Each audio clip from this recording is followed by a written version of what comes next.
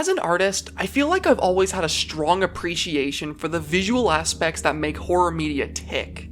It's always been easy for me to know what I appreciate about something's visuals because I work in that department in my own stuff so often. Something I found myself dabbling in a lot more recently, though, is sound design.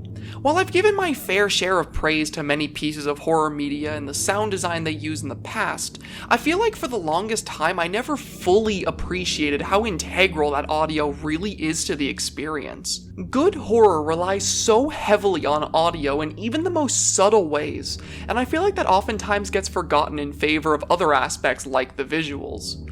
I found myself recently, though, that even with the most unnerving visuals imaginable, without good audio to back it up, a lot of horror media ends up falling flat. For the last couple weeks, I found myself hunting for a game which could prove this point. A game with haunting audio which stood out enough to me to act as an example of what good sound design can really do for the horror genre. And while it took me a long time to find that game, eventually I did. While on another one of my little indie horror game binges, I found one which was recommended to me by a fan called the Heilwald Loophole. I knew nothing about this game in the slightest, but the visual aesthetic of it immediately pulled me in. A low-poly PS1-esque game set in an insane asylum was something I definitely had to check out, and thank goodness I did. Aside from the fact that this is an incredibly interesting game with a unique gimmick of traveling back to previous levels with new knowledge and items gained from progressing, this game has quite possibly the most horrifying sound design of any game I've ever played. There was not a single moment in my first playthrough of this game where I wasn't on edge because of the immaculate atmosphere the audio works to create. There's just something so unnatural about it, yet it sounds so close to being normal in a lot of instances that it creates a sort of audio uncanny valley effect, if that makes sense at all. A good example of what I mean is immediately shown to us in the intro of the game when we hear how all the characters talk.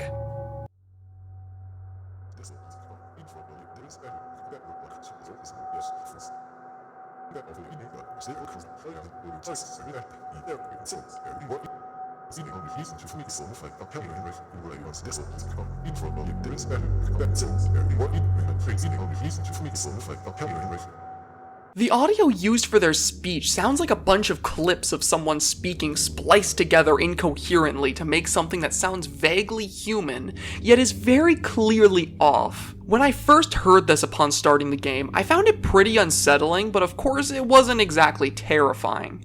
It was only upon properly starting the game where the audio really began to shine, showing me the kind of experience I was in for.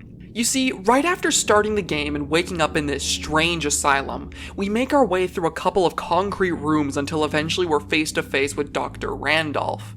He talks to us normally, telling us to come to his office for treatment, and from here we're expected to follow him. Now, in my first playthrough, I was worried I may have missed something in the previous areas, so I naturally decided to go back and check. Little did I realize what a horrible mistake that was, because as soon as I tried to do that, this happened. Come back here now.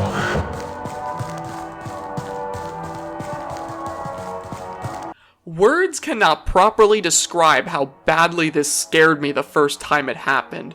The sudden shift from complete silence to the sound of a distorted, screaming voice over warped classical music is so genuinely shocking the first time it happens to you, and the shock of this is greatly complemented by the content of the audio itself. The voice of the doctor is so loud and deep that it sounds like it's beginning to distort. You can barely make out what it even is he's saying to you, but the volume and the tone of his voice are enough to tell you that you are in danger. Now compare that with the music which plays over this chase, which completely contrasts it. Rather than the music being extremely loud and violent to match the tone of Dr. Randolph, it's composed of classical instruments being played on what sounds like a phonograph, which creates a strong juxtaposition. Even when you get away from the doctor, the music persists as he roams the halls looking for you, creating this disturbing atmosphere where the music never matches the tension of your surroundings, making it somehow even more disturbing than it would be without it. Juxtaposition has always been one of my favorite tools to see in any horror media. The blending together of seemingly harmless music with a hostile environment creates this unique eeriness where we know a threat is present, but the music makes it so we don't fully comprehend the nature of it.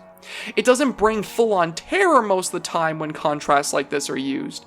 However, they always do an amazing job at unnerving me in a way other horror elements don't often do. Speaking of terror though, I'd like to next bring attention to another section of this game that I feel has outstanding sound design, and that's the area that comes immediately after the beginning of the game, the sick ward. While I feel that the area at the start of the game did an amazing job at being thoroughly unsettling, this was the area which terrified me the most.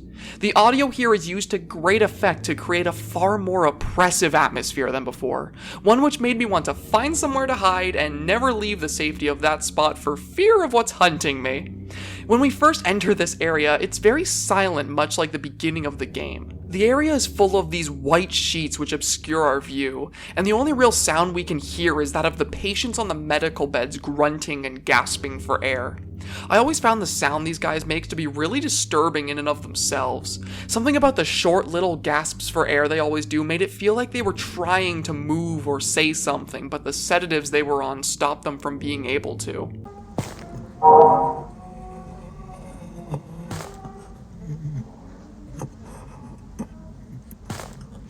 This was immediately off-putting to me, but little did I realize how much worse it was going to get once the nurse arrived.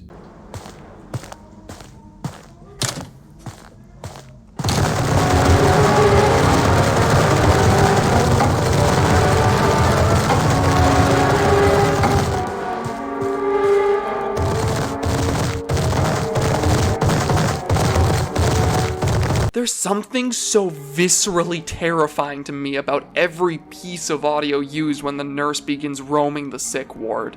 The sound of her footsteps are so loud and heavy, giving the impression of something massive and hulking roaming the sick ward looking for you.